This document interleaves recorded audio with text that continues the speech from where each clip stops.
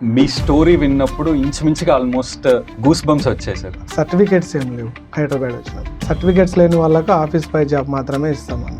బోయిన్పల్లి నుంచి తిరుమలగిరికి 6.5 కిలోమీటర్లు పొద్దునే నడుచుకుంటూ వెళ్ళాలి. అన్ని క్లీన్ చేయడం, అందరికి మంచినీళ్ళు పెట్టేయడం. అక్కడ 1500 రూపీస్. ఆయన దగ్గర 7.5 years జాబ్ చేశాను. 7.5 years ఒకే శాలరీ. అక్కడ మొదలు పెడితే చిన్నగా ఒక కంపెనీ లీజుకు తీసుకొని today Vento industries private limited 50 crores turnover, 4 plants, Vizag, Guntur, Kurnool, Hyderabad, 250+ employment.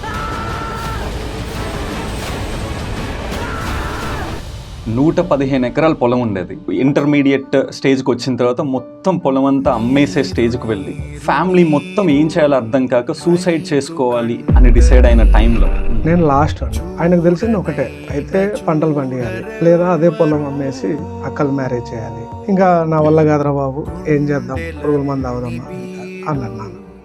ఆశలన్నీ మోడు ఆదరించునాడు. డిగ్రీలో మీరు ఒక అమ్మాయిని లవ్ చేసి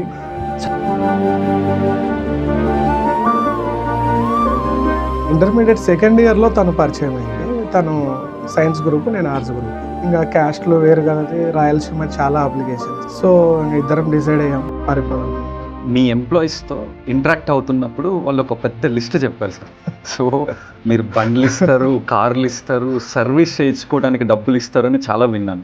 నేను ఏదైతే ఈ 12 years 13 years ఎంప్లాయ్మెంట్లో ఫేస్ చేశాను, అది నా ఎంప్లాయీస్ ఫేస్ చేయకూడదు అనేది నా కాన్సెప్ట్. వాడికి 25,000 జీతం ఉందంటే 25,000 వాడి ఇంటికి పట్టుకెళ్ళాలి. సో దీనికి ఏమేమి చేయాలి?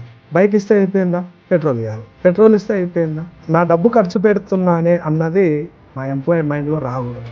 అడికి ఒక అమ్మాయి పుట్టింది, ఆ కంపెనీ నుంచి 25,000 వెళ్తారు. మా కంపెనీలో ఎవరిదన్నా మ్యారేజ్ అవుతుంది, లైక్ ఒక 50,000 ఒక 1 lakh ఇట్లా ఒక అమౌంట్ అనేది మేము పంపాలి. టు బి ఫ్రాంక్ చెప్పాలి అంటే ఇంతవరకు ప్రాఫిట్ అండ్ లాస్ చూడలేదు, ఆ అవసరం రాలేదు.